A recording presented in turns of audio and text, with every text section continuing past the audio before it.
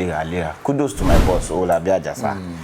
Ọ̀gá tó yẹ pé tó bá nípo rí pé ọmọ yìí ṣe nǹkan kan wà nù ẹ̀ tó máa di ẹni ńlá lọ́jọ́ iwájú. Ó dẹ̀ bẹ̀rẹ̀ sí ní bomirin, ó ń bomirin. Àbá mo ṣe babaláwo lọ́dọ̀ ọ̀gá mi gan ni o. Mo máa ṣe babaláwo o. Pẹ̀lú mo ṣe kéré á tún máa fi mí ṣe olórí àwọn aláwo nínú movie. Á máa fi mí ṣe olórí àwọn aláwo nínú movie. Nígbà tí mo wá rí pé kíní yẹn ti jẹ́ constantly, so mo ṣáà ń ṣe léraléra. Èmi náà dẹ̀ fi ń wá ìmọ̀ kún ìmọ̀, mo fi ń wá ọgbọ́n kún ọgbọ́n pé kíyàn tẹ̀ lè máa jáde ní tuntun. Ṣé wá rí ti dìgbòlùjà tẹ́ sọ yẹn pé máa heart bí ti dìgbòlùjà. Bí Lálùdé mú wọn kọ́ máa ṣe tẹ́lẹ̀. Because àwọn tá a bá fẹ́ ṣe babaláwo yẹn kò sí bó ṣe fẹ́ ṣe ṣá. Wàá ṣáà kọ́kọ́ gba level Lálùdé wọlé. Pattern yẹn wàá fẹ́ gbà wọlé ṣá pé jẹ́ kí n rẹ̀ inú fíìmù dìgbòlùjà ni mo ti rí. Bí ti bá wò. Ẹ ṣeun. Dìgbòlùjà ṣe fíìmù kan ológun ẹrú. Yes. Wọ́n ṣe ológun ẹrú. So ẹnu bọ̀dá Ibrahim Shatta òun ni orúkọ mi ti jáde. Báwo wọ́n ṣe sọ? Ẹ ṣe. Nínú fíìmù yẹn bọ̀dá Ibrahim jẹ́ arúgbó nínú fíìmù yẹn tó ti sin bàbá dìgbòlùjà tí wọ́n ti ṣiṣẹ́ lọ́ndà ẹ̀ nígbà yẹn. So nígbà tí dìgbòlùjà wá máa treat wọn ó ṣàn fi àjẹ wọn nínú túbú. So nígbà tí bọ̀dá Ibrahim máa sọ̀rọ̀ fún tó máa gégùn fún pé bàbá rẹ̀ Arinaja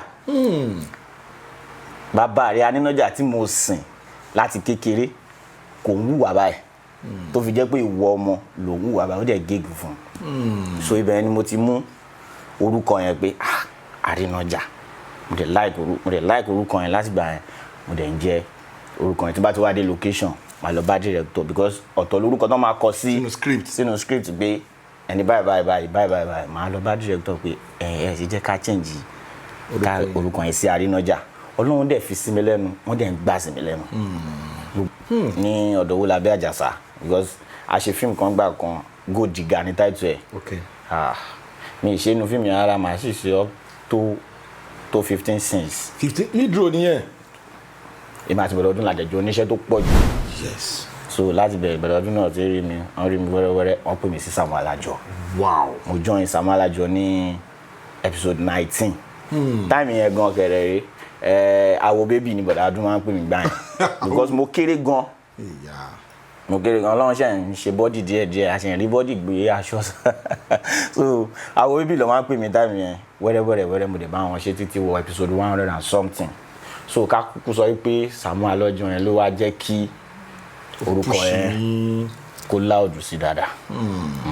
Kudos to bọ̀dọ̀ ọdún tó fi lè rí yàn pé yá wá ṣe dẹ̀nà àwọn lábà kankan tá a máa ń jù sí tó máa fi ń dàbí kó ń dùn díẹ̀díẹ̀. Ìgbà kan ni mo sọ lábà kan pé ṣé owó ọmọ ẹbọ jẹ ni ọdún mo sọ fún nínú Samuel Alajọ.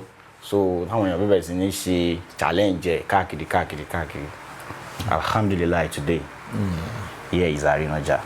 Torí pé ọmọ ayé ni mí ọmọ lójú dẹ ni mí ọmọ lójú òjé ọmọ lójú Elédùmarè ni mí ọmọ tí ayé bí ni mí tí ayé ń pọ̀n tọ́jà tí wọ́n fi ń pọ̀n mí ò sì ní bọ́ tí ò sì ní fàyà láéláé ọmọ ayé ni mí ẹ kó lórí ìta yẹn. Pé tó máa ṣẹ́jú sí yín yẹn náà máa. Ẹ sà táyé bá ṣẹ́jú sí mi wọ́n ní kí n wojú wọn bó ṣe fáyìn because ojú ayé fáyìn gan. Nítorí pé ajígbérin kọ́ ajígbédà kọ́ òjì kùtùkùtù kó ń di ògún ọlọmọ olójú dẹ yẹwà olójú òjé mi bójú méjì lẹ́yìn ìyá mi àgbààgbà nílòtúfẹ̀ ojú yín ní ṣonígbọ̀wọ́ orí gògóńgò tí yín ní ṣonígbọ̀wọ́ ọ̀nà fún àtàǹpàkò tí yín ní ṣológìn níka tí wọ́n bá fẹ́ da àrùn sọmọ yín lára ẹ fojú yín ẹ fi gbà á dànù torí pé pagúnugún bọ fáláwọlé alára pàwòdì bó ṣe láwò kejèrò pàtí òrò bọ̀gún aláyà bí ọ̀bẹ ògbó agbọ́nmi ní wọlé ẹja apàjùbà ńlẹ́ńbalẹ̀ àparò jẹ́ olùgbógbó tìlà fi ṣẹ́gun ògúlùtù ẹ wo adéafúláàrú ọ̀gẹ̀gẹ̀ tí wọ́n mọ ilé tiẹ̀ sàyé tán tí wọ́n lọ ń pelẹ̀ tòde Ọ̀rúnmìlà gbọ́ bàbá ló dòjò gírì òjò gidi ẹ wọlé ọ̀tá dànù ẹ tún tayé mọ́ ẹ wo ọmọ ayé lè bí ó wà obvious. Bẹ́ẹ̀ sẹ́rí ẹ mọ̀ pé mo sọ tẹ́lẹ̀ pé mo lórí ọ̀fẹ́ gbà gan orí ọ̀fẹ́ cover mi gan àwọn orú nǹkan bẹ́ẹ̀ yẹn ò kì í ṣẹlẹ̀ sí mi Ọlọ́run ẹlẹ́dàá ò dẹ̀ ní jẹ́ kó ṣẹlẹ̀ sí gbogbo ẹnikẹ́ni tó bá ti wá ṣẹlẹ̀ sí kò ní ṣẹlẹ̀ sí wọn mọ́ kò dẹ̀ ní mẹ́mí wọn lọ lágbára Ọlọ́run ṣe rí ní because ìbọn ti fẹ́ ṣe mí lè ṣe rí báwo ló ṣe lára orí ọ̀fẹ́ tí mo tún rí gbà òun ni ò jẹ́ kí ìbọn ti fọ́ mi lójú. lára àwọn ayẹta yẹn. a ní lára ẹ mọ̀ yàtọ̀ láàrin ọlọ́gbà àti gardener ni ẹ mọ̀ ọlọ́gbà àti gardener ṣe mọ̀ pé yàtọ̀ wà láàrin àwọn méjì so ìyàtọ̀ láàrin orí ọ̀fẹ́ àtayẹta wọ́n fi yin kárátà yín ìbọn tí ò fi wọ́ ẹ̀sà alẹ́ mi fún ara mi níṣẹ́ mo yìnbọn ẹ mọ̀ pé ìbọn máa ń pa káàbù ìgbà mi ó máa ṣe kò tí ní yín tán ó máa dẹ padà dùn ṣe understand so mo ti gbàgbàgbà mo ti ju méjì mẹ́ta tí mo fẹ́ jù lẹ̀ mo kàn yìnbọn yẹn ni lára ọ̀fọ̀ tí mo wá pa ni pé ẹni tó rán kinní yẹn sí mi ò pé kó lọ bá so nígbà tí mo wá yìnbọn sí kinní yẹn ìbọn yẹn kọ̀ ìsáré ṣe èmi wàá mọ̀ pé kò tí yìn tán ṣe understand bí mi kọ́ ṣe gbé ìbọn yẹn padà mo kàn fi máa act lọ ìbọn yẹn kọ̀ dáhùn ni mo dẹ̀ gbé báyìí gbà ọ̀nà ó kọ̀ yìn gbà Ọlọ́run ló yọ ojú mi orí ọ̀fẹ́ ni ó sà orí ọ̀fẹ́ ayẹta yẹn ìpìlẹ̀ tí Jésù filẹ̀ lẹ́yìn àti bàbá ládùúrà ń tọ́ kẹ̀dá máa ṣe rò pé ó yẹ kúrò níbẹ̀ ó dúró lé Krista kérúbù ẹ̀yọ orí ọ̀fẹ́ ló tún cover bẹ́ẹ̀ lọ́wọ́lọ́wọ́ ojú Yorùbá akọ òbá ti tán nígbà tójú bá ti lọ kí ló kù.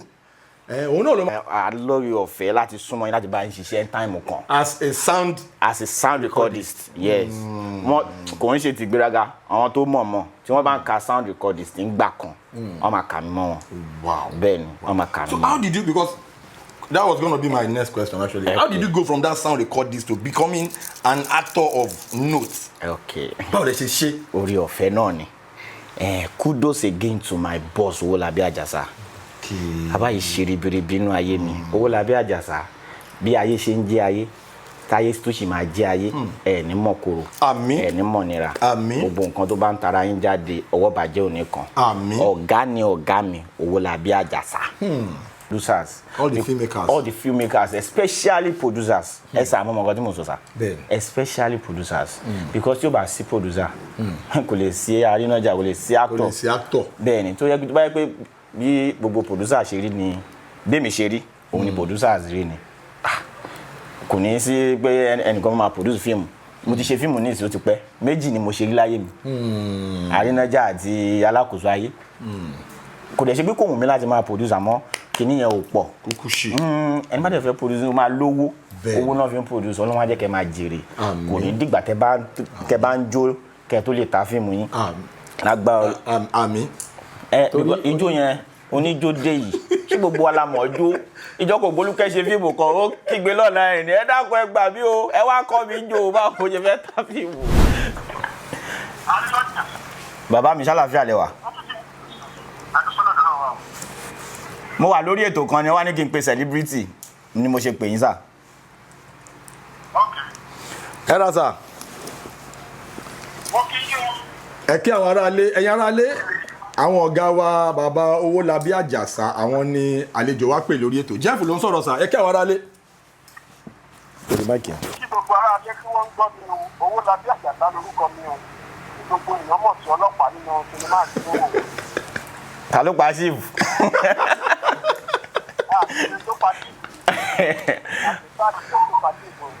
All right sir ẹ ṣé gan sir Ọlọ́run ó tún bàbá mi pọ́n yín lé o.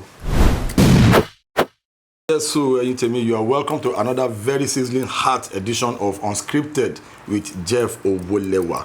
Eléyìí ò ń ṣe pé bóyá máa ṣe suspense àlejò mi lẹ ti ń rí Mr. Arinaja. You are welcome to the show. Ẹ kí àwọn aráalé. Salamu alaikum.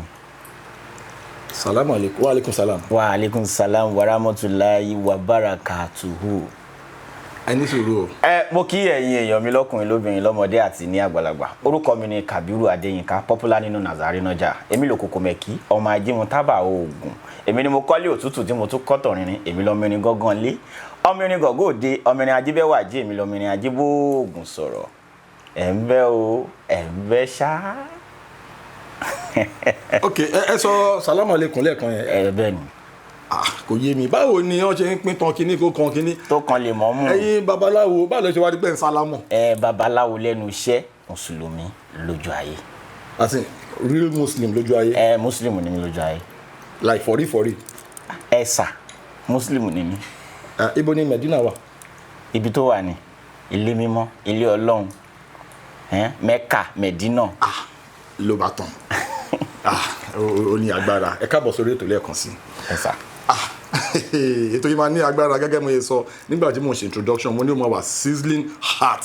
Yes so ẹ jẹ́ kí àwọn aráalé kan mọ background yín, ibo la ti bí yín, ìlú wo lẹ ti wá, school wo lẹ lọ, ẹ jẹ́ káwọn aráalé mọ̀. Ok, ọmọ bíbí ìlú Abẹ́òkúta ni mí, ní Ìtòkú l'Abẹ́òkúta. Mo lọ sí Isbulai International Nursery and Primary School. Nígbà tí mo kúrò ńbẹ̀ mo tún lọ sí St. John Anglican Primary School ní Kútọ̀. Mo kúrò ní yẹn mo wá lọ sí St. John Anglican Secondary School ní Kútọ̀ as well. So ibi tí Ọlọ́run ní kékin kàdé nìyẹn. For now. Okay. Mr. Arinaja. Yes sir.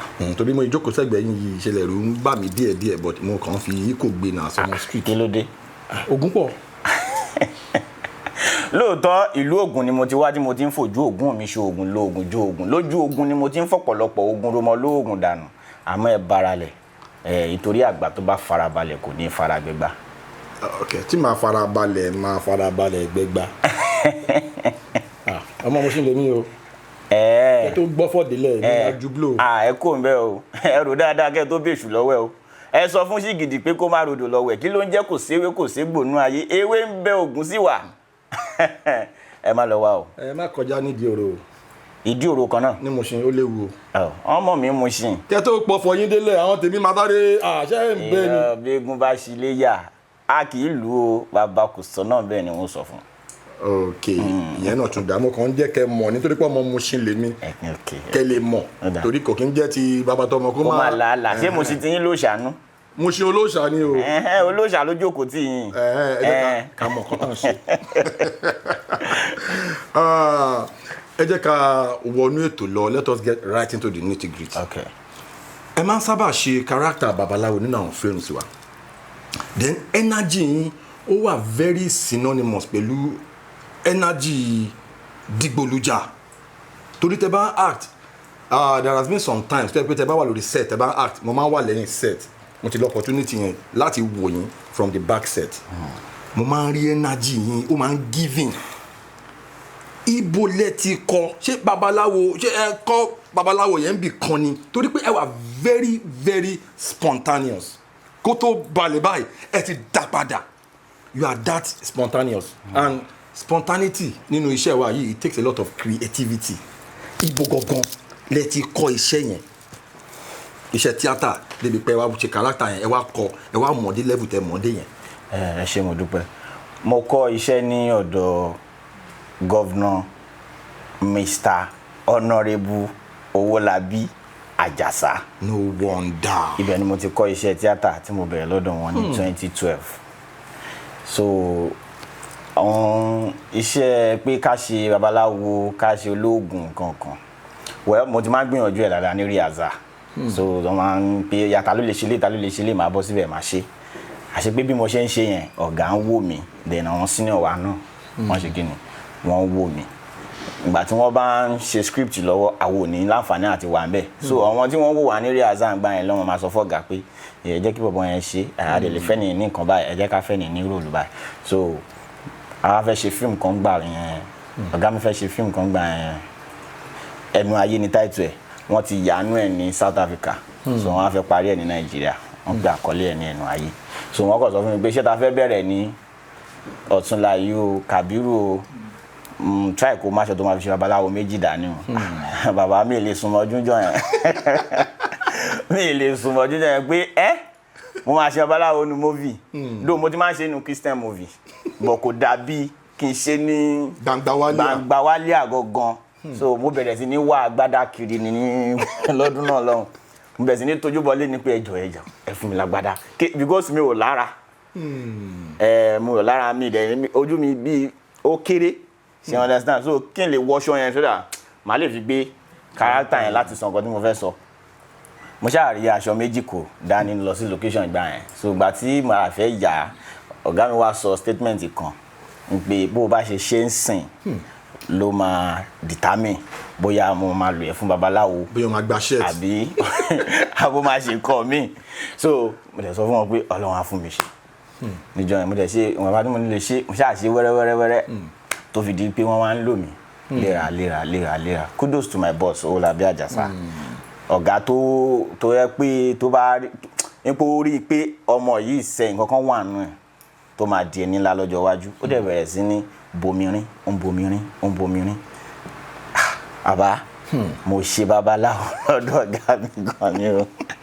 mo máa ṣe babaláwo pẹ̀lú mo ṣe kéré á tún máa fi mí ṣe olórí àwọn aláwo nínú móvì á máa fi mí ṣe olórí àwọn aláwo nínú móvì ó wà nígbà tí mo wá rí i pé kíní yẹn ti jẹ́ constantly so mo ṣáà ń ṣe léraléra èmi náà dẹ̀ fi ń wá ìmọ̀ kún ìmọ̀ mo fi ń wá ọgbọ́n kún ọgbọ́n pé kíyàn tẹ̀ lè máa jáde ní tuntun ṣẹ́wárí ti dìgbòlùjà tẹ́ sọ yẹn pé máa heart bíi ti dìgbòlùjà bí lálùdè mú wọn kọ́ máa ṣe tẹ́lẹ̀ because àwọn tá a bá fẹ́ ṣe babaláwo yẹn kò sí bó ṣe fẹ́ ṣe ṣá wàá ṣáà kọ́kọ́ gba level lálùdè wọlé pattern yẹn wàá fẹ́ gbà wọlé ṣá pé jẹ́ kí n kọ́kọ́ lò báyìí náà because ó fẹ́ yí sí fúnrú èmi láti lè ṣe bí ọ̀rọ̀ báyìí bọ̀ nígbà tí mo rí pé Ọlọ́run ti ń ṣe orúkọ díẹ̀díẹ̀ ó tún tọ̀nù sí mi mo tún tọ̀nù sí mi títí mo fi ń mix gbogbo ẹ̀ mọ́ra wọn because gbogbo wọn pátápátá ni mo mú as my mentor tí mò ń kọ́ ìkan tàbí méjì lára wọn kò sí gbogbo nǹkan tá a fẹ́ sọ lẹ́nu àwọn bàbá yẹn náà ti sọ àwọn ni wọ́n ń sọ táwa fi ń mú méjì mẹ́ta láàrin ẹ̀ táwa fi ń fi títí wá kún so orúkọ Arinaja yẹn gan fúnra rẹ̀ inú fíìmù Dìgbòlùjà ni mo ti rí bíi ti báwo. ẹ ṣeun Dìgbòlùjà ṣe fíìmù kan ológun ẹrú yes wọ́n ṣe ológun ẹrú so ẹnu bọ̀dá Ibrahim Shatta òun ni orúkọ mi ti jáde báwo wọ́n ṣe sọ. ẹ ṣe nínú fíìmù yẹn bọ̀dá Ibrahim jẹ́ arúgbó nínú fíìmù yẹn tó ti sin bàbá Dìgbòlùjà tí wọ́n ti ṣiṣẹ́ lọ́ndà ẹ̀ nígbà yẹn so nígbà tí Dìgbòlùjà wá máa treat wọn ó ṣàn fìyà jẹ wọn nínú túbú so gbà tó bọ̀dá Ibrahim máa sọ̀rọ̀ fún tó máa gégùn fún pé bàbá rẹ̀ Arinaja tí mo sìn láti kékeré kò ń hùwà báyìí tó fi jẹ́ pé ìwọ ọmọ ló ń hùwà báyìí ó dẹ̀ gégùn fún so ibẹ̀ ni mo ti mú orúkọ yẹn pé Arinaja mo dẹ̀ like orúkọ yẹn láti gbà yẹn mo dẹ̀ ń jẹ́ orúkọ yẹn tí bá ti wá dé location màá lọ bá director because ọ̀tọ̀ lórúkọ tó máa kọ sí sínú script pé ẹni báyìí màá lọ bá director pé ẹ ṣe jẹ́ ká change ká orúkọ yẹn sí Arinaja Ọlọ́run dẹ̀ fi sí mi lẹ́nu wọ́n dẹ̀ ń gbà sí mi lẹ́nu gbogbo location tí bá ti ń dé tí wọ́n bá sọ pé Ifá ṣe kinní kan tàbí kinní kan ṣe kinní kan ní orúkọ mi máa pe director yẹn sẹ́yìn pé bàbá mo fẹ́ máa jẹ́ orúkọ báyìí ẹ jẹ́ ká lo orúkọ báyìí láti bẹ̀ lọ díẹ̀ gbà tó dẹ̀ yà tọ́lọ́ ní kémi náà produce mo dẹ̀ sọ movie yẹn ní Arinaja so wẹ́rẹ́ bọ̀dọ̀ ọdún náà rí mi ní ọ̀dọ̀ Olabi Ajasa because a ṣe fíìmù kan gbà kan Go Digger ní táìtù ẹ̀ mi ì ṣe inú fíìmù yẹn ara màá sì ṣe ọ́ tó 15 scenes. 15 nídúró nìyẹn. èmi àti bọ̀dọ̀ ọdún làjẹjọ oníṣẹ́ tó pọ̀ jù. yes. so láti bẹ̀rẹ̀ bọ̀dọ̀ ọdún náà ti rí mi wọ́n rí mi wẹ́rẹ́wẹ́rẹ́ wọ́n pè mí sí Sàámú Alájọ. wow. mo join Sàámú Alájọ ní episode 19. táìmù yẹn gan kẹrẹ rẹ àwọ̀ bébì ni bọ̀dọ̀ ọdún máa ń pè mí gbà yẹn because mo kéré gan. Ọlọ́run ṣe ń ṣe bọ́dì díẹ̀díẹ̀ a ṣe ń rí bọ́dì gbé aṣọ so àwọn bíbí lọ máa ń pè mí táìmù yẹn wẹ́rẹ́ mo dẹ̀ bá wọn ṣe títí wọ episode 100 and something so ká kúkú sọ wípé Sàámú Alájọ yẹn ló wá jẹ́ kí orúkọ yẹn kó láòdù sí dáadáa kudos to gbọ́dọ̀ ọdún tó fi lè rí yàn pé yá wá ṣe dẹ̀nà àwọn lábà kọ̀ọ̀kan tá a máa ń jù sí tó máa fi ń dàbí pé ó ń dùn díẹ̀díẹ̀ ìgbà kan ni mo sọ lábà kan pé ṣé owó ọmọ ẹbọ jẹ ni ọdún mo sọ fún nínú Sàámú Alájọ so táwọn èèyàn bẹ̀rẹ̀ sí ní ṣe challenge káàkiri alhamdulillah today here is Arinaja.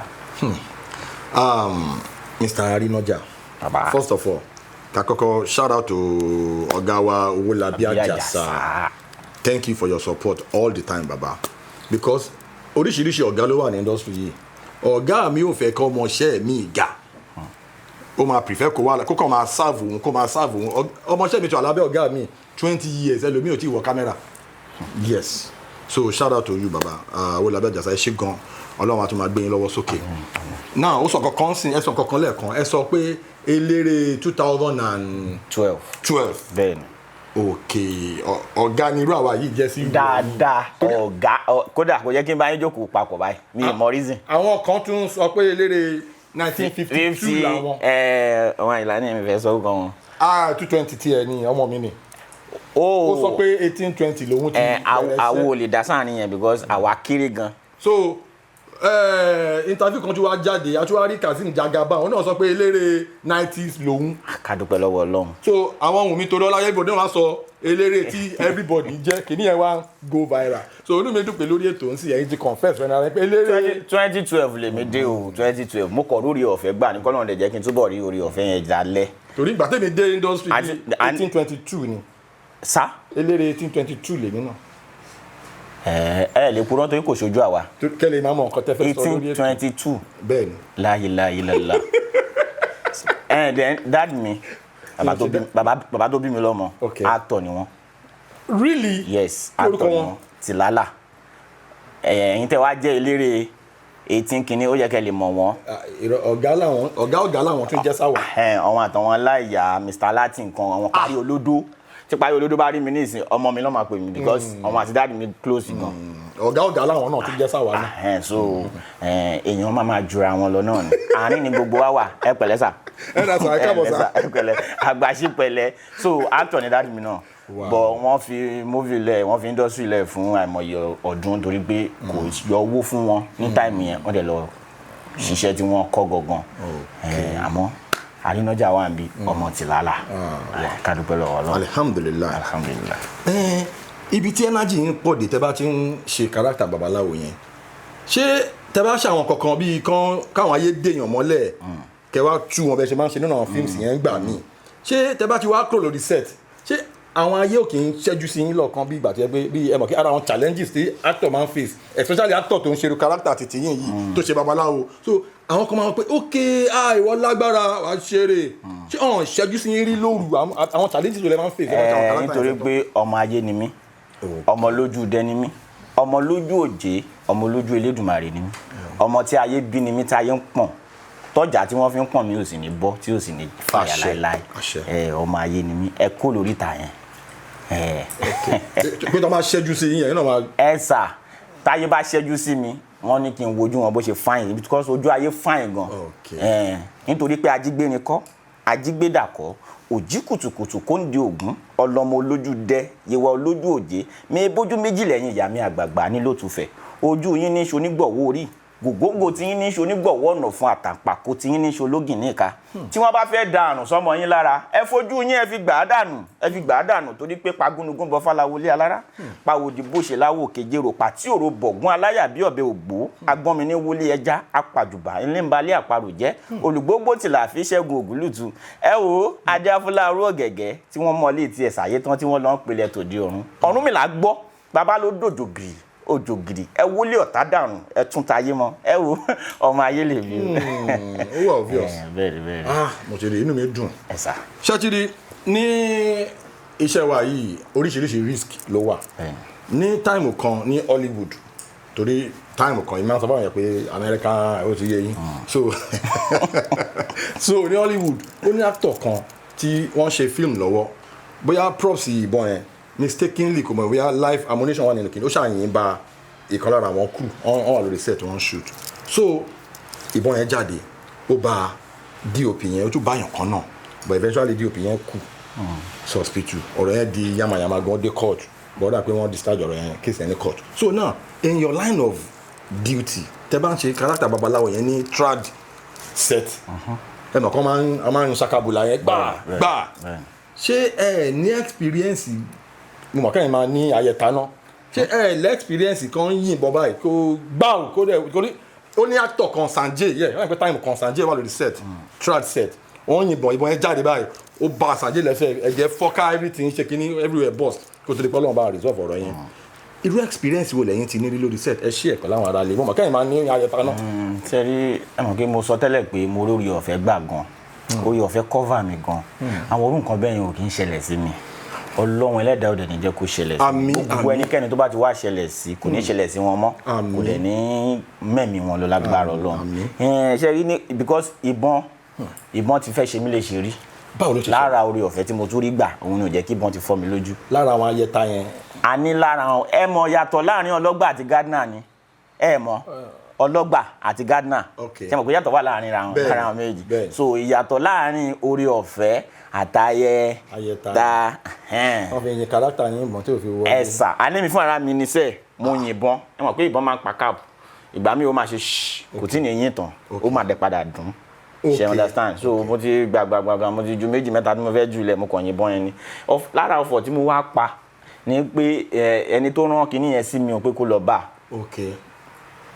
so nígbà tí mo wá yìnbọn sí kinní yẹn ìbọn yẹn kọ̀ ìsáré ṣe èmi wàá mọ̀ pé kò tí yìn tán ṣe understand bí mi kọ́ ṣe gbé ìbọn yẹn padà mo kàn fi máa act lọ ìbọn yẹn kọ̀ dáhùn ni mo dẹ̀ gbé báyìí gbà ọ̀nà ó kọ̀ yìn gbà Ọlọ́run ló yọ ojú mi orí ọ̀fẹ́ ni ó sà orí ọ̀fẹ́ ayẹta yẹn ìpìlẹ̀ tí Jésù filẹ̀ lẹ́yìn tí bàbá ládùúrà ń tọ́ kẹ̀dá máa ṣe rò pé ó yẹ kúrò níbẹ̀ ó dúró lé Krista kérúbù ẹ̀yọ orí ọ̀fẹ́ ló tún cover bẹ́ẹ̀ lọ́wọ́lọ́wọ́ ojú Yorùbá akọ ò bá ti tán nígbà tójú bá ti lọ kí ló kù.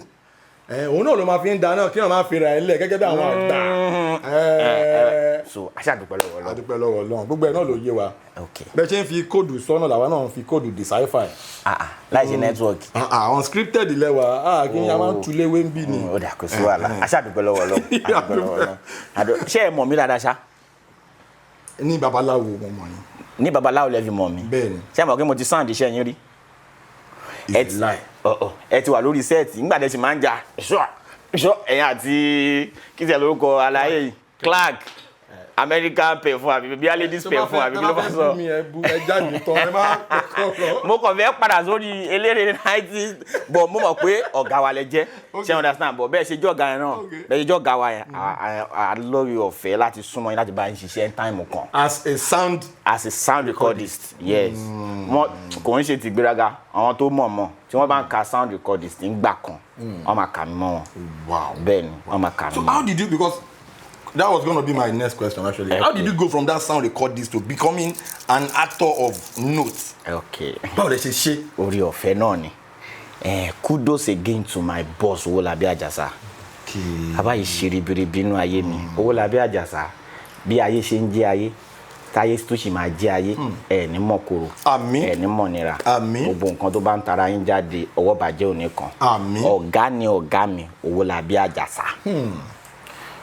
Nítorí ìgbà kan ọ̀gá mi wà lára àwọn ọmọ tí wọ́n train lọ dàdádì mi. Really? Yes. Owolabi Ajasa under Ọláyà films ni wọ́n wà. Ọ̀gá mi dad mi náà àwọn àtọ́láyà wọ́n jọ wà ní so wọ́n train wọ́n gba ara ọ̀gá dad mi kọjá. Ṣé understand? So nígbà tí mi wá fẹ́ join movie wọ́n sọ pé ó wá mú mi lọ sọ́dọ̀ Owolabi Ajasa. So ó mú mi gẹ́gẹ́ bí ọmọ ni. Ṣé understand? So ó léyàn kan tó máa ń sound fọ́gà mi gbà yẹn. Yusuf Ọlá ṣá lórúkọ wọn Bọ̀dọ̀lá. So ó wá sọ fọ́gà mi pé òun ti fẹ́ fi iṣẹ́ sound lẹ̀ òun fẹ́ mójútó iṣẹ́ tóun kọ́ gangan which is plumbing work. So ọ̀gá mi ṣàpè mí pé iṣẹ́ ta fẹ́ bẹ̀rẹ̀ lọ́la yìí tètè jí délé mi ó pẹ́ jù 8 o'clock tí Owolabi bá dẹ̀ sọ fún ẹ pé débì kan ní 8 o'clock. Ajasa o tí 5 minutes tó bá gun orí 8 yẹn wàá dára ẹ mọ̀ so mo ti débẹ̀ before 8. mo mọ̀ wà ọ̀gá mi kì í ṣe èbú of course so mo ti débẹ̀ so nígbà tí mo ti débẹ̀ ẹni yẹn náà ti dé títí 8 ó ti dé so ó ṣáà bẹ̀rẹ̀ sí ní fi ọwọ́ kíní ẹ̀wọ̀n pé sound ni wọ́n fẹ́ fi ọwọ́ ẹ̀wọ̀n mi ok ẹ ṣáà ń ṣe wẹ́rẹ́wẹ́rẹ́ ó ṣáà gbé sí mi ní ọrùn ìgbà yẹn rìkọ́dà nìkan la ṣe ń lóun táìmù yẹn àti boom so wá gbé sí mi lọ́rùn ó ṣáà set gbogbo kí ó ṣáà fi wọ̀n mi mọ́ ní òkè mo ṣáà rí àyà first scene ó dúró tì mí tí n bá ti rìkọ́dù àgbọ̀wò ní òkè àyà second scene gbàdá máa ya third scene ó fa gbogbo ẹ̀ lé mi lọ́wọ́ pé Kàbírù o sound ìdọ̀wọ́ ẹ báyìí o àágùn bò mí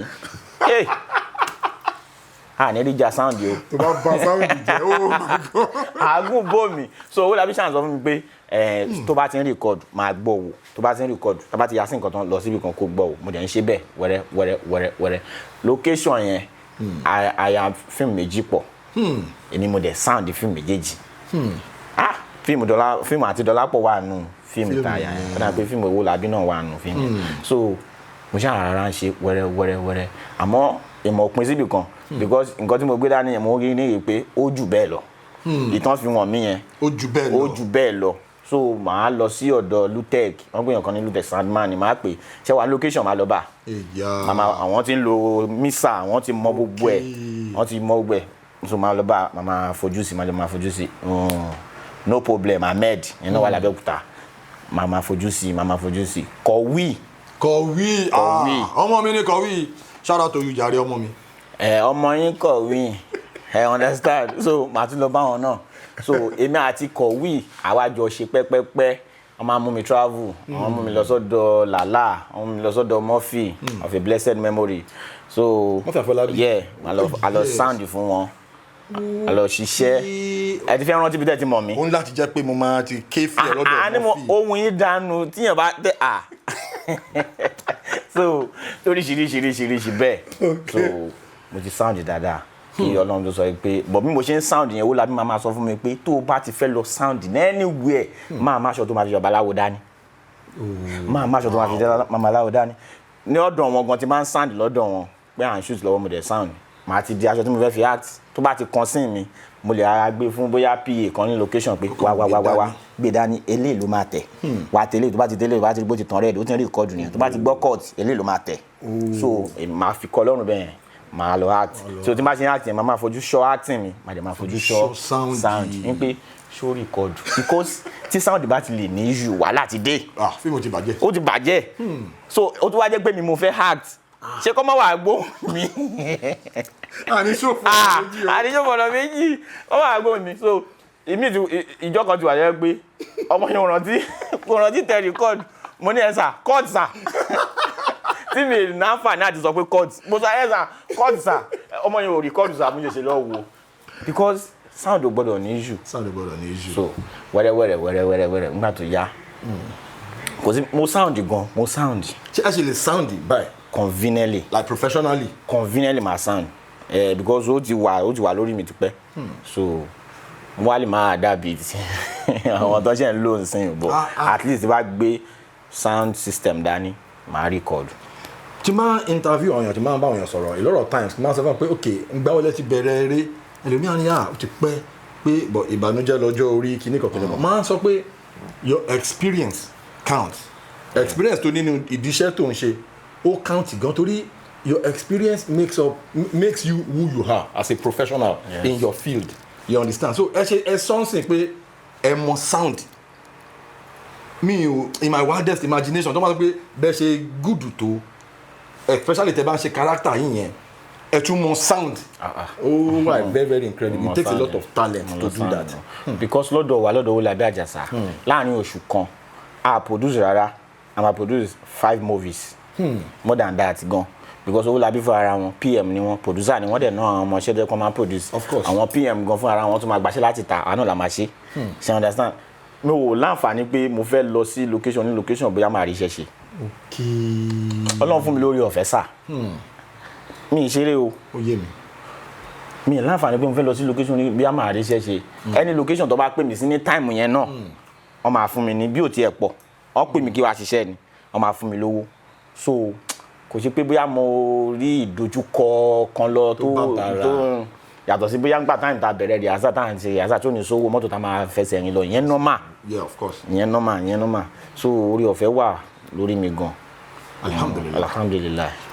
Mr. Arinaja táìmù kan bẹ́ẹ̀ ṣe sọ́nsìn a mọ̀ pé ọ̀fẹ́ yẹn dalẹ̀ then gbogbo àwọn tí wọn ti lórí ọ̀fẹ́ náà kọ́ ló bá mi fún ọ lórí ọ̀fẹ́ because baba it's not easy to be a celebrity it's not easy to be an actor tí wọ́n máa fi owó pè ní pé ó yá ìwọ náà wàá gbàyè báyìí bí ó ti pọ̀ pẹ̀lú pé wọ́n sì ń fowó pè wáyé ó láwọn nǹkan tá náà sì ń fèsì ká má ti wà sọ ẹni tí wọ́n fi owó pè bàbá báwo ló ṣe fẹ́ survive á dẹ̀ máa lọ location ẹ̀ back to back lágbára ọlọ́run tó sílẹ̀ ọkàn ọjọ́ òní tó dẹ̀ sì máa tì í lónìí náà gbogbo apáta la máa rórí ọ̀fẹ́ gbà orí ọ̀fẹ́ tó máa tó wá jẹ a máa rí ìgbàlagbà ọlọ́run. Then kudos to you producers.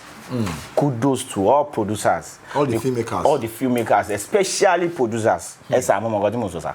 Especially producers, because tí o bá sí producer kò lè sí Arinaja, kò lè sí actor. Bẹ́ẹ̀ni tó yẹ pé bí gbogbo producer ṣe rí ni bẹ́ẹ̀mi ṣe rí òun ni producers rí ni. Kò ní sí pé ẹnìkan máa produce fíìmù. Mo ti ṣe fíìmù ní ìsìn ó ti pẹ́, méjì ni mo ṣe rí láyé mi. Arinaja àti Alákòóso Ayé. Kò dẹ̀ ṣe pé kò wù mí láti máa produce àmọ́ kìíní yẹn ò pọ̀. Kúkú ṣe. Ẹni bá dẹ̀ fẹ́ produce ó máa lówó.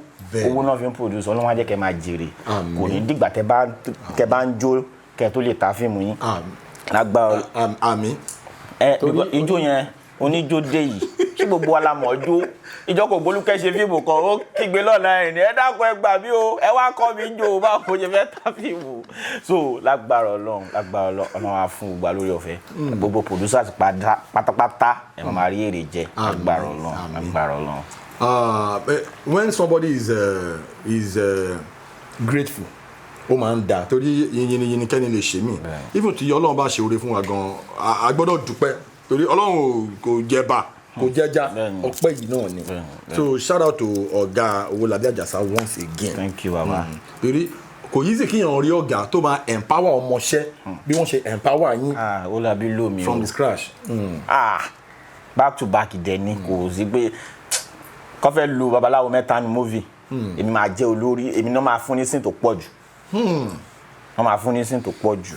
Nígbà bọ̀bọ̀ yìí máa great. Ọ̀gá tó fẹ́ oore gidi fún ọmọọṣẹ́ nìyẹn. Now my next question is gonna go like this. A mọ̀ pé ní time kan Abẹ́òkúta lẹ base. Bẹ́ẹ̀ni. And Abẹ́òkúta when it comes to Yoruba film production ní Nigeria, Yoruba Nollywood, Abẹ́òkúta is one caucus that is very very strong. Very very strong, and they are known for being dynamic when it comes to film production. Only fún wa ní àwọn bíi comedy lẹ́ni tó bá tún yá wọn ti fún wa ní story Ògùn owó lọ́la àwọn so at a point Abẹ́òkúta máa ń determine irú film tẹ́fẹ́ wò ní industry. Yes, bó ṣe rí gangan ni Abẹ́òkúta is one of the biggest brains n ti ń sọ òṣì torí pé mo fẹ́ qualify Abẹ́òkúta ó ní reason torí pé Abẹ́òkúta ó ṣe ribiribi nínú career tèmi náà. So when it comes to Yoruba filmmaking in Nigeria, Abẹ́òkúta is one state that you cannot lè kó yan wọn kéré. Now a mọ̀ pé Abẹ́òkúta lẹ base nígbà kan Èkó lẹ base sínsìn. Film production, Yoruba film production ní Nigeria, Abẹ́òkúta jẹ́ ọ̀kan gbòógì lára àwọn caucus tí wọ́n ṣe film ní Nigeria. Now people like me, Abẹ́òkúta wọ́n ṣe ribiribi nínú career tèmi náà. Kudos to people like Baba Latin. Yes. Kola Ajeyemi gave me my first major role in a Yoruba movie. I'm putting it out there. I'm setting that record straight up. You understand? Kola Ajeyemi, shout out to you. God bless you. Amen. God bless you. Amen. So, time kan ẹ wà l'Abẹ́òkúta. Ẹ base Abẹ́òkúta. Nísìnyí ó dà pé Èkó lẹ wà. Kí ni difference? Kí lẹ experience yín compared to when you were living in Abẹ́òkúta? Ká dúpẹ́ lọ́wọ́ Ọlọ́run. Abẹ́òkúta ni mo ti ṣe ìṣẹ̀mí mi láti kékeré ibẹ̀ ni mo ti train.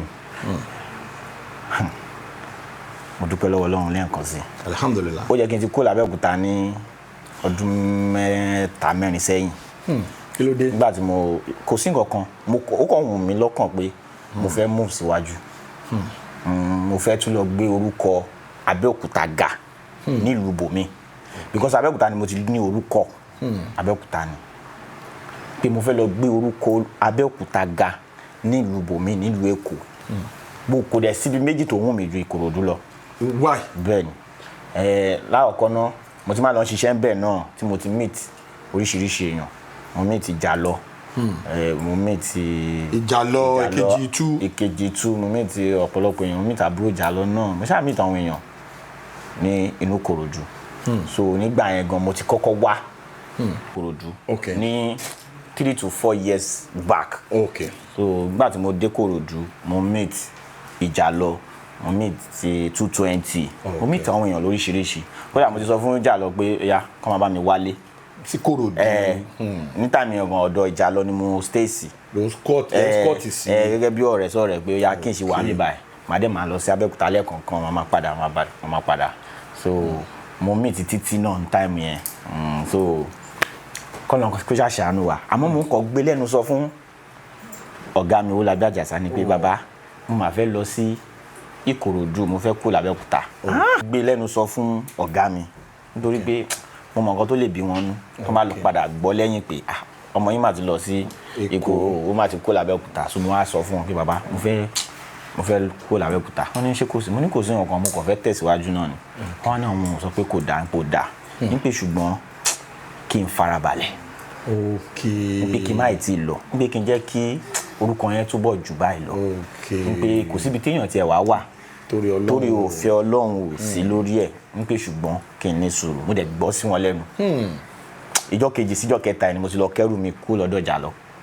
ẹ padà sábẹ́kúta ní táìmù yẹn. ẹ gbọ́ràn sí wọn lẹ́nu. mo gbọ́n straight because wọ́n ṣàlàyé àwọn kan fún mi wọ́n go deep sínú ọ̀rọ̀ inú ayé pé bye mo dẹ̀ gbọ́ sí wọn lẹ́nu àmọ́ nígbà tí mo máa wá ní last year December let me say last year November nígbà tí ìjà lọ ń ṣe birthday mo kọ decide lọ́kàn mi pé mo ń lọ Kòròdú làkẹ́tẹ́ lọ pé mo ń lọ mi wàá mú ọkàn ju mo kàn gbé báàgì dání àtàṣọ bíi mélòó kan mo dẹ̀ wá sí birthday ìjà lọ so mi wàá lọ gbé lọ́dọ̀ ìjà long time yẹn ní last year December last year November sorry mi lọ gbé lọ́dọ̀ ìjà long time yẹn mo lọ ọ̀dọ̀ Tósìn Tèmi ni mo wà pé Tósìn ọ̀dọ̀ ẹni màá wà Tósìn Tèmi ọmọ ìyàgbó nǹkan so n pé ọ̀dọ̀ ẹni máa wà tí màá fi get ilé tèmi so time yẹn ni mo wá meet Mimic Boy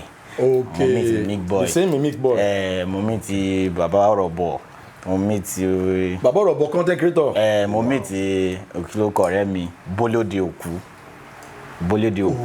so mo ṣáà wà lọ́dọ̀ Tósìn Tèmi wẹ́rẹ́ alhamdulilayi mo lo oṣù kan tán kọlọ́ndó because bí mo ṣe dé Ìkòròdú ni Tósìn ti sọ fún mi Tósìn lágbára Ọlọ́run nǹkan tó máa ń dáwọ́lé máa yọrí sí rẹ̀ lágbára Ọlọ́run ìjọ tí wọn náà bá nídìí help wàá rí ogunlọ́gọ̀ èèyàn tó máa dìde fún ẹ lágbára Ọlọ́run jíjẹ mímu ọrùn Tósìn ni. wow gbogbo táìmù yẹn. gbogbo táìmù because mo ti kó l'Abẹ́òkúta mo decide pé mo ń lọ so mo ṣáà ṣe wẹ́rẹ́ àmọ́ mo mú fún mi mo bẹ̀ sí ní ṣe voice note fún àwọn ọ̀gá mi àwọn bàbá mi l'Abẹ́òkúta pé bàbá mo ti kó l'Abẹ́òkúta mo ti ṣe gbá l'Abẹ́òkúta mọ́ tẹ́ bá níṣẹ́ pè mí màá wá ibi báyìí ni mo wà mo wá tún mú fún mi bẹ̀ sí ní pé àwọn èèyàn tó wà ní Kòròdú àwọn èèyàn tó wà l'Ékòó tó jẹ́ producer PM director tí mo ti ń bá ṣiṣẹ́ náà tẹ́lẹ̀ ní pé mo ti wà ní Ìkòròdú tó gbọ́ ó ti wà ní Kòròdú seal date ó ti wà ní Kòròdú save date ó ti wà ní Kòròdú save date wọ́n dẹ̀ wà ń fún mi lówó yẹn wẹ́rẹ́ tí mo fi gbálé. wow alhamdulilayi. tí mo fi gbálé so nígbà tó wá di December mo kàn lọ kó gbogbo ẹrù pátá mo dẹ̀ wá sí ìlú Kòròdú so mo rí ìyàtọ̀ pé mo wá sí Kòròdú.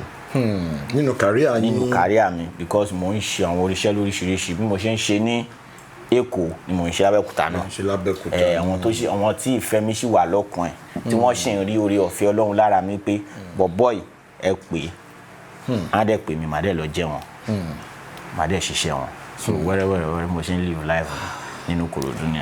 mo fẹ́ kẹ́ share experience kan pẹ̀lú wa torí mo mọ̀ kí ẹ bẹ́ ṣe wà yìí Ọlọ́run ti gbàdúrà yín ògo yín tó ń tàn kò ní wọ́kùn àtúbọ̀ máa lọ sókè sí i people like Apinni Òòṣà people like Lalude people like Digboluja people like Awo Akefini people like all these àwọn ọ̀gá tí mo dárúkọ yìí àwọn people yìí ti wà nínú game long before kẹ́yìn tó bẹ̀rẹ̀ now gbàtẹ́yìn dancing you actually came with your own unique style of playing that babalawo character mo dẹ̀ sọ́lẹ̀ kan tí n bá ti lo spontaneity mi kí n dédé I don't wish wash that particular word ọ̀rọ̀ yẹn heavy gan torí people like Digboluja náà one of the most spontaneous babalawo gan one of the most energetic you have the same vibe the same energy pẹ̀lú dìgbòlùjà mo ń sọ particularly now ṣé kò sáwọn time kan tó jẹ́ pé tẹ́ bá wà lórí set pẹ̀lú wọn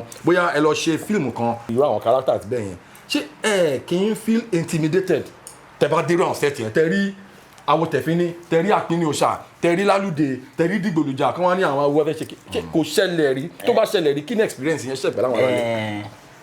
kò ṣẹlẹ̀ rí rárá nítorí gbogbo wọn pátá gbogbo wọn bàbá yẹn wọ́n rí mi lérí ọmọ wọn tí ò kí ń wúga bàbá ìwà rẹ̀ lẹ̀ dáa mi ò yínra mi o iyọ̀ ò kí ń yín rẹ̀ lọ́bẹ̀ àmọ́ níwọ̀nba tí Ọlọ́run fún mi láti ní ìtẹríba sí aṣíwájú sí ẹni tá a jọ jẹ́ ẹgbẹ́ gan sí ẹni tí mo jù lọ àmọ́ ń ṣe so tí n bá ti rí wọn máa pọ́n everybody wọn lé dọ̀bálẹ̀ ni bàbá mi ṣàlàfíà ni ṣe wà pa àjùjọ máa ṣiṣẹ́ tán lórí set máa tún lọ kí wọn bàbá mi ẹkúṣẹ́ o wọn ní mi sínú wọn rí nírí pé bóyá àjọ ń ṣe nǹkan kan náà kí wọ́n máa ṣe tánà dí mi àbí kí wọ́n máa dí mi lọ́nà irọ́ wọn nítorí máa ń súnmọ́ wọn gan wọn mú mi gẹ́gẹ́ bí ọmọ ni ọlọ́wádẹ́ túbọ̀ bá mi dà wọ́n lágbà agbára Ọlọ́run òkè tí wọ́n wà wọn ní jábọ́ agbára Ọlọ́run tètè dé òní pè yín agbára Ọlọ́run àlàáfíà ara Ọlọ́run bá mi fún yín fún gbogbo wọn pátá fún gbogbo àtàjọ ń ṣe fíìmù pátá ìtìrí bẹ́ẹ̀ ó ti ṣẹlẹ̀ torí bí iwájú bá gẹ̀ràn èrìgì àgbà Awùjáre kan ò ní wí tiẹ̀ ò mọ̀ṣẹ́ o ìta wí àṣẹ ti gùn àrọ́ sì ti rọ̀ mọ́.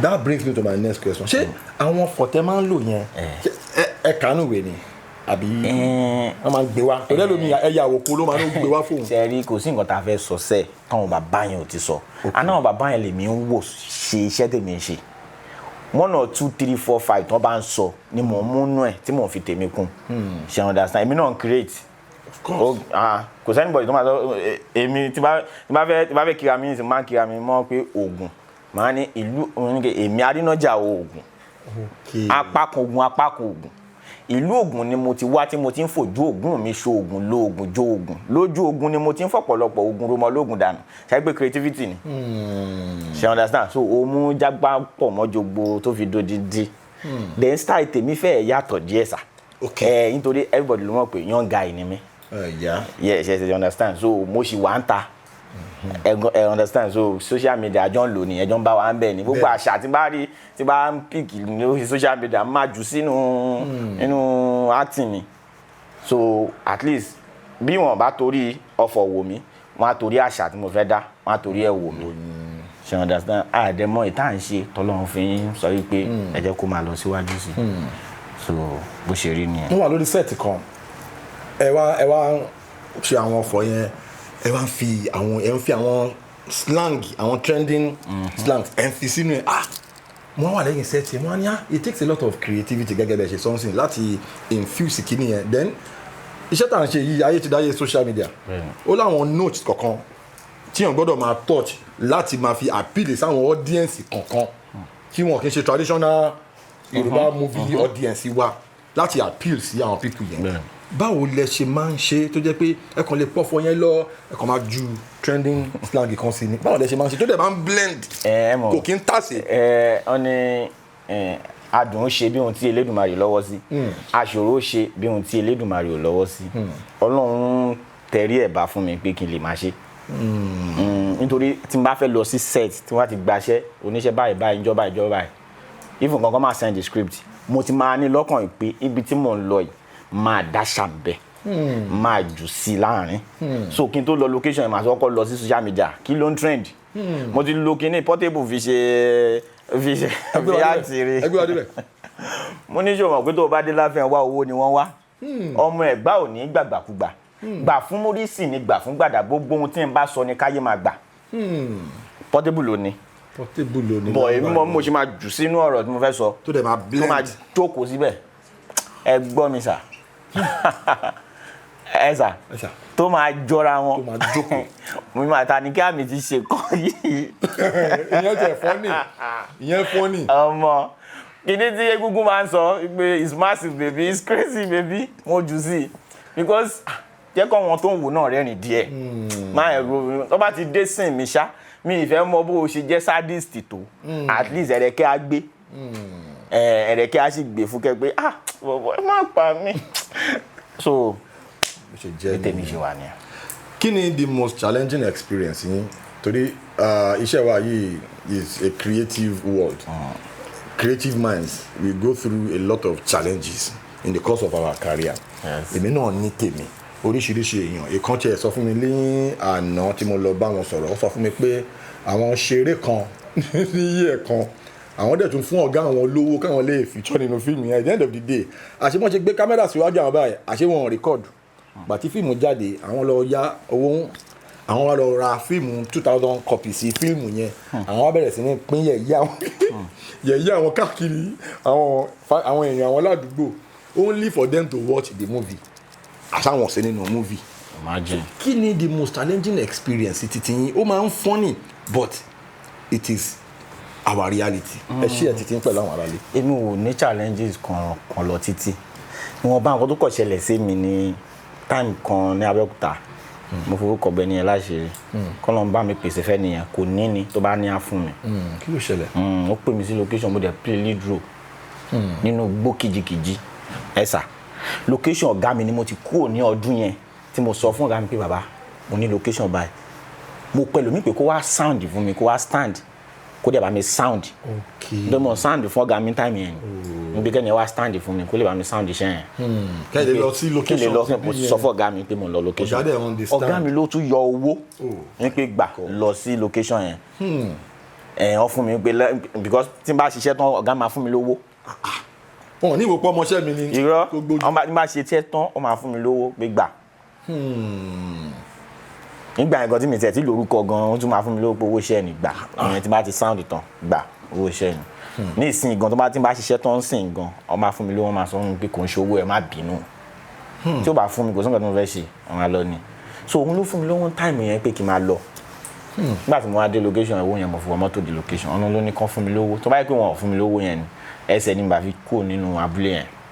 Kí ló ṣe? Mo dẹ̀ ṣetán lóru mo ṣetán lóríṣiríṣi òru yẹn nínú abúlé yẹn ni mo sùn ní time yẹn yes mo rántí dáadáa nígbà tí ilẹ̀ dẹ̀ mọ̀ kílẹ̀ tó mọ́ gan ni mo ti ń lọ ń jẹ nìyẹn pé èmi ń gbé bọ́dì láàárọ̀ la o because mo wà lórí set ọ̀gá o àní àwọn ọmọ ìyá mi a máa ríra ní gbòòrò náà a máa ríra ní gbòòrò má wọrí sá nínú abúlé yìí báwo mo ṣe fẹ́ dé ta kò sówó. Ẹni yẹn kọ́ ló pè ẹ́. Ó ń gbọ́ngàn kò ṣe pé mo bẹ̀ pé a ní mi láǹfààní pé mo fẹ́ lọ sí location ní location bí a máa rí iṣẹ́ ṣe.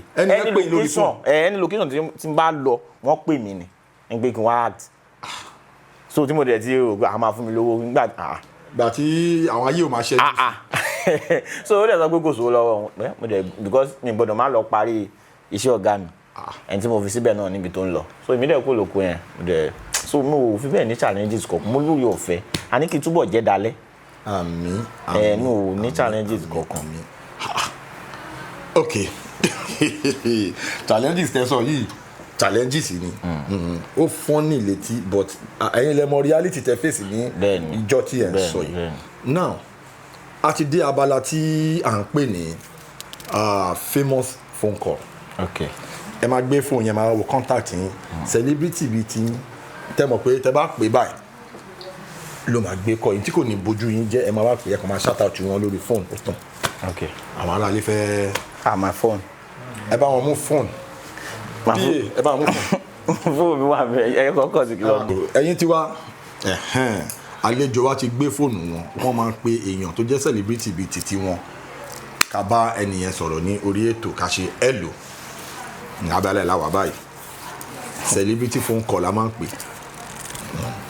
à ń dúró ṣó ń ríngìn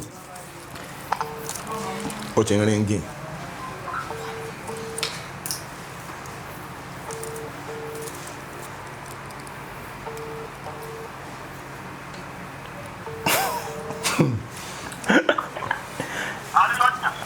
Bàbá mi ṣàlàáfíà lẹ́wà.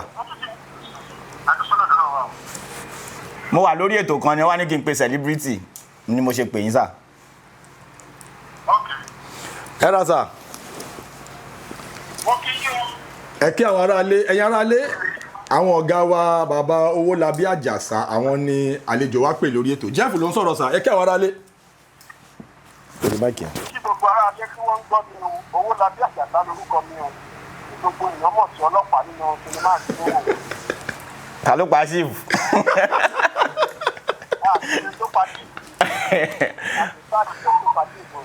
All right sir, ẹ ṣé gan sir, Ọlọ́run ó tún bàbá mi pọ́n yín lé o.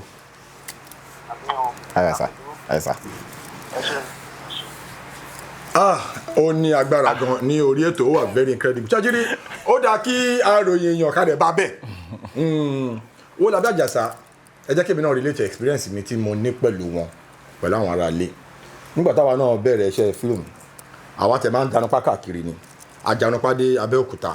Ó ní hòtẹ́ẹ̀lì kan tó wà níbi H-Code ládìgbẹ́. Ẹ mọ̀ pé lérè 90 kíní kan ni ẹ má wọ̀ ọ́ nísà. So H-Code yẹn la máa lọ lẹ̀ sí ibi reception yẹn la máa ń sùn sí, but tí gbogbo èèyàn bá ti lọ sínú rúùmù àwọn kì í sùn, tẹ́ bá ti lọ tọ́ bá àwọn kan lẹ̀ síbi orí rẹ̀ bẹ́ẹ̀ la máa ń sùn. So Owólabí Àjàsá jẹ́ ọ̀kan lára àwọn tí wọ́n help àwa náà nígbà táwa náà dé Abẹ́òkúta, torí wọn ọmọ ẹyẹ tó ṣu wá, àwa kan wá from nowhere ni, wọ́n dẹ̀ gbà wá, èmi àti crack wọ́n gbà wá bí àbúrò báyìí ni, wọ́n dẹ̀ help wá, wọ́n tàwa nù bẹ́ẹ̀ ni. So gbogbo bẹ́ẹ̀ ṣe ń sọ̀rọ̀ Owólabí Àjàsá látàárọ̀ yẹn, èmi kàn ń wò yín ni, Owólabí Àjàsá àgbà ni wọ́n. So shout out to Owólabí Àjàsá, thank you for all you do, thank you for your support all the time. Ọlọ́run á tún máa gbé yín ní ọwọ́ sókè, àwọn ọ̀gá wa ọlọ́pàá industry wa. Ọlọ́pàá chief. So Mr. Arinaja, ká tó wrap it up, mo fẹ́ kẹ́kàn fún wa ní vibe, torí èmi mọ̀ pé ẹ gbọ́ Yorùbá dáadáa. A dẹ̀ ní oríṣiríṣi àwọn òòṣà ní ilẹ̀ Yorùbá. Èmi I'm a lover of culture, mo love tradition, torí Yorùbá language, let me say Yoruba tribe is one of the most bankable black tribe. Let me say Yoruba tribe is the most bankable black tribe in the world. Yes, òun lè máa fi rí pé kò sí bí àwọn Afrobeat artist wa ṣe máa kọrin tí ẹ bá tí ì feel sí Yorùbá sí, kò kí ń wà bankable. Ṣé ti get nǹkan tí mo so when I say is the most bankable black tribe in the world, even ó ní àwọn Hollywood movies kan tó jẹ́ pé àwọn tó jẹ́ Nigerian actors nínú àwọn fíìmù yẹn ní Hollywood movie ni o, wọ́n láti sọ Yorùbá. Yes, so very bankable. Ẹ jọ̀ọ́ ẹ kàn fún wa ní nǹkan tẹ́ mọ̀ nípa òòṣà Ṣàngó tẹ́ wá kì í mọ́ Ògún, fẹ́ kẹ́ fún wa yẹ káwọn ará ilé kan lè fíìlì yín, kẹ́ lo flavour babaláwo yẹn ni o, ẹ má lo gaigai tó dẹ̀ ti wọ húdù. Ó dá ní sùúrù jẹ́ ń bẹ́ẹ̀ bí àwọn onílẹ̀ léèrè ọ̀nà tá a gbà tá a fi bá yàrá já lórí ọ̀rọ̀ ẹ. Ẹ̀yin gbárùmọ̀lẹ̀ ń dé Ṣàngó olúkòso àyàrá náà, àkàtà yẹ́rìyẹ́rì, iná lójú iná lẹ́nu, ọ̀bẹ nìkan jà fọwọ́rá gbogbo lé lórí. Ṣàngó ó bá baálé jiyàn ọ̀gángan lé ọmọ ẹ̀ sí lóró, ò gbẹ́bọ lórí ta fẹsẹ̀ yíwò. Ǹdé ìjọ abá pé egun ajẹ́ ìjọ abá pòrò lóró dáhùn, ìjọ tá a bá pọmọ láìkolo ní wà ní ọjà wà bá ní oró gbọ́dọ̀ pàdé orò lọ́nà. Ọjọ́ kọjọ́ ìgbàkígbà tí oró bá pàdé orò lọ́nà, orò agbórómì torótoró. Ẹ là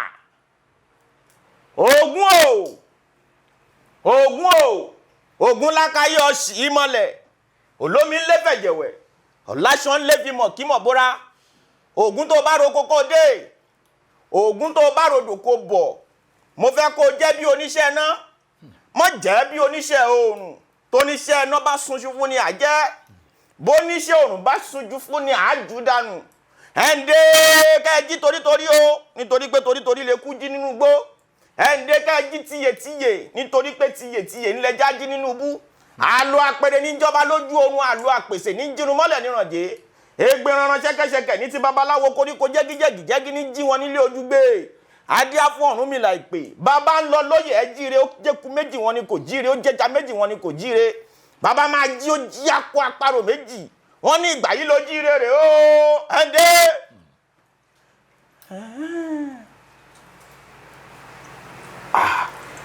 ó dà wọ́n sọ fún ó yẹ paramọ́ ẹ lọ́nú àkọ́ ẹ ṣe mẹ́dọ̀ ẹ sì mi dẹ̀ ẹ kárẹ̀.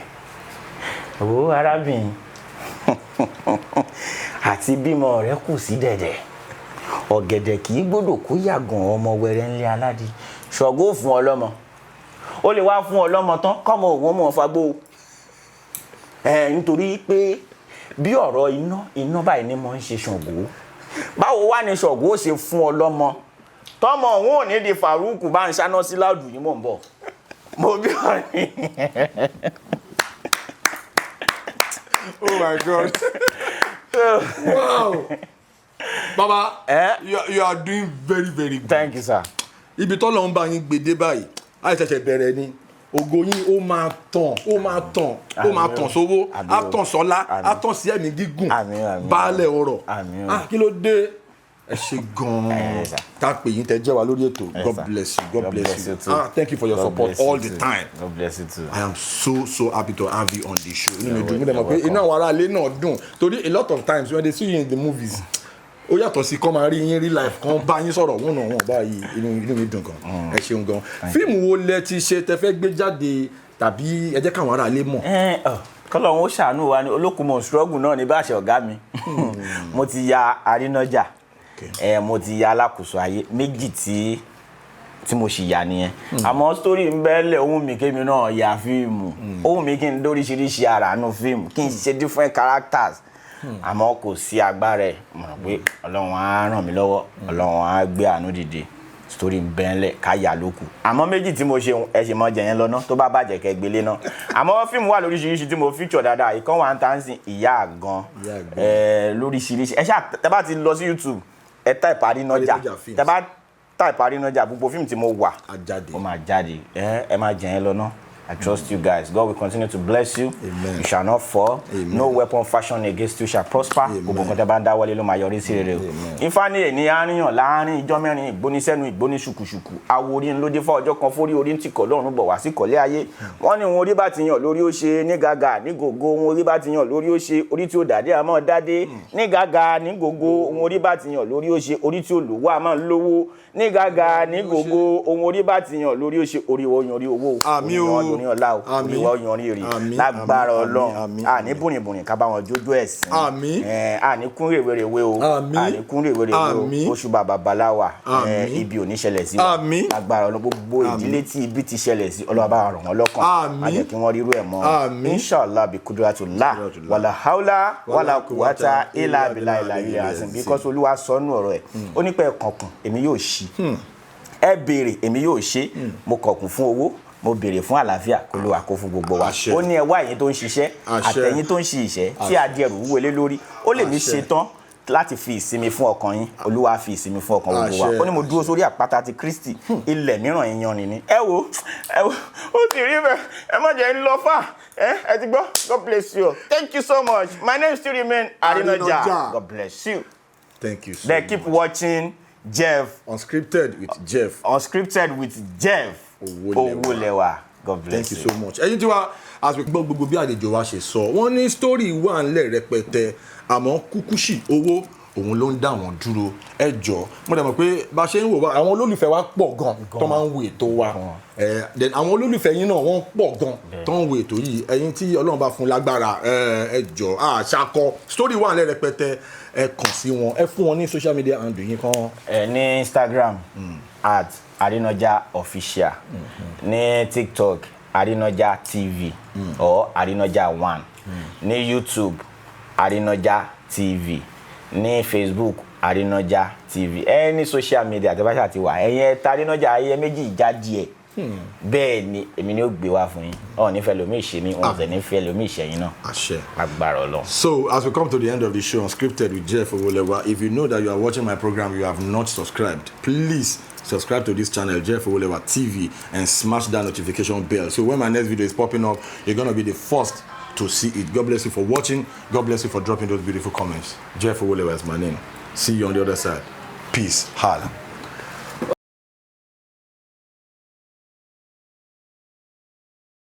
Please subscribe to my YouTube channel and press the notification button.